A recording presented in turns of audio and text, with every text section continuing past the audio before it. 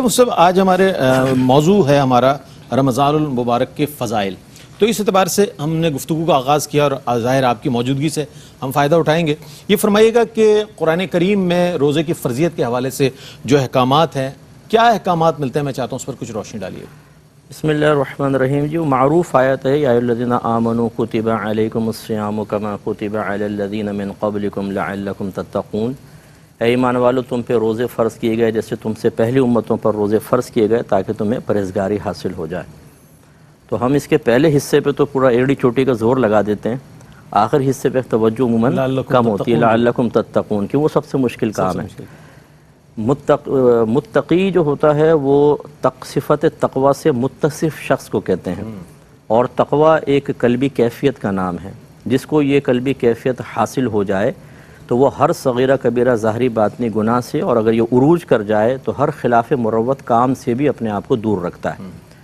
اور یہ صفت تقوی دعاؤں سے حاصل نہیں ہوتی, مطلب ہو سکتی ہے لیکن عمومی طور پہ جو عادت الہیہ ہم نے جاری دیکھی ہے یہ کسب ہوتا ہے, محنت ہوتی ہے, جس کی پہلی منزل ہے علم کا حصول, دوسرا پھر اس کی روشنی میں اپنا احتساب, تیسرا اس کو استقامت کے ساتھ اپنے اوپر نافذ کرنا. اگر ہم رمضان میں یہ تین چیزیں اختیار کریں, نمبر 1 پہلے تو روزے کے مسائل, روزہ کس سے فاسد ہوتا ہے, کس سے مکروہ ہوتا ہے, کس سے ٹوٹ جاتا ہے, روزے کی اہمیت کیا ہے, کس طریقے سے روزہ کامل ہوتا ہے. ابھی جیسے دونوں علماء نے ارشاد فرمایا سحری افطار کے سلسلے میں کہ ہم لوگ ٹینکی فل کرتے ہیں اور پھر یعنی افطار میں کھا لیں گے اور پھر اگلی سحری تک مختلف اوقات میں کھانے کو اور پھلوں کو شرف عطا کیا جاتا رہتا ہے. مسلسل وہ شفٹیں چلتی رہتی ہیں. پھر سحری کے ٹائم میں کہتے ہیں یار کوئی ایک آدھ گوشہ خالی ہے کہ نہیں ہے, پھر کوئی گھوسا ماریں گے کہ یار لسی پی کے تھوڑی جگہ بنا کے اس میں بھی 2-4 پراٹھے فٹ کیے. اور وہ تو اب اس کی وجہ سے پھر وہ ہم علم نہیں سیکھتے, پھر اپنا احتساب نہیں ہوتا. شروع کے دنوں میں ایک ماحول کے اثر کی وجہ سے ہم نے چینج دیکھا ہے. ٹھیک ہے, مسجدیں بھر گئیں, تراویح میں بہت زیادہ لوگ ہیں, جمعے کی نماز میں ماشاءاللہ باہر ٹینٹ لگ گئے ہیں. لیکن آپ دیکھیں جیسے جیسے دن گزرتے ہیں وہ جو ایک ماحولیاتی اثر قبول کیا تھا اس کے اثرات جب قلب پہ کم ہونا شروع ہوتے ہیں تو جو صرف وہ رمضانی بھائی موسمی جو بیچارے بھائی ہوتے ہیں, بھائی بہن ہمارے, وہ اپنی کوششوں کو ترک کر دیتے ہیں. اس کا مطلب ہے کہ علم سیکھ کر پھر اس کے تقاضے کے مطابق اس کو سمجھنا اور پھر استقامت سے نافذ کرنا, پھر پورا رمضان اچھا گزرے گا. اور اللہ کا فرمان غلط ہو کیسے سکتا ہے؟ سوچیں نا, اللہ نے فرمایا کہ تاکہ تمہیں تقوی حاصل ہو جائے. یقینی بات ہے کہ اگر تقاضائے شریعت کے مطابق روزہ رکھیں گے, رمضان گزاریں گے, ضرور صفت تقوی حاصل ہوگی, لیکن اس کے لیے تمام چیزیں پوری کرنی چاہیے. اچھا, حدیث کی روشنی میں جو اس کی فضائل ہیں میں چاہتا ہوں اس پر بھی کچھ اگر روشنی ڈال دیں آپ.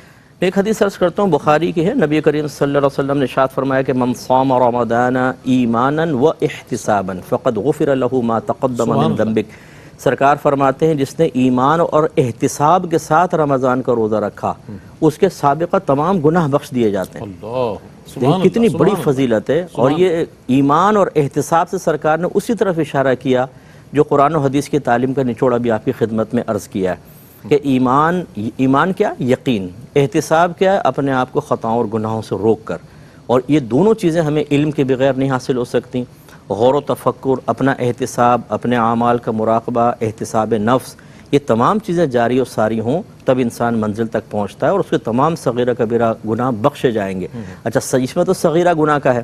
جب انسان توبہ کرتا ہے رمضان میں, علم سیکھتا ہے, اس کو احساس ہوتا ہے کہ میں نے بہت بڑے بڑے گناہ کیے ہیں اور آخرت میں اس کی سخت گرفت ہے, میں میدان معاشر میں ذلیل و رسوا ہو سکتا ہوں. 120 گز کے پلاٹ کے لیے اس جنت کو فراموش کر دینا جو ادنا ترین جنتی کو اتنا ملے گی جو دنیا سے 10 گنا زیادہ بڑی ہوگی, تو اس کو احساس ہوتا ہے میں کر کیا رہا ہوں. 120 گز کے پلاٹ کے لیے اس اتنی بڑی جنت کو بھلا دوں. پھر وہ توبہ کرتا ہے, اور جب دل سے توبہ ہوتی ہے, آدمی واقعی اپنا احتساب کر کے کرتا ہے, تو وہ پھر اللہ کی بارگاہ میں مقبول ہوتی ہے, وہ کبیرہ گناہ بھی بخشے جاتے ہیں.